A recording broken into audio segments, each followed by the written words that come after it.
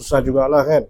Kipas rosak, TV rosak, radio rosak, periuk nasi rosak, atau apa-apalah yang barang elektrik yang rosak. Kadang-kadang kita panggil technician untuk repair, dan kadang-kadang benda tu boleh kita repair sendiri pun kan. So aku beli toolbox elektrik yang macam ni.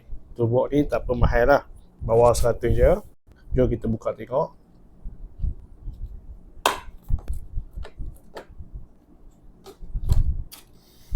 Okey, toolbox dia macam ni dalam dia.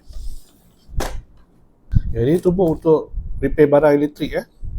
So kalau korang tengok, ada screwdriver, ada macam-macam mata, ada pisau, ada measure tape, ada plier, tu ni ada saka, ada Allen key, pemotong wire berbagai saiz, ada screwdriver besar, ada tukar besi, apa lagi, ada multimeter, test pen pun ada, nampak, test pen pun ada, multimeter. Yang penting juga ada untuk soldering untuk barang-barang elektrik kan, macam ni.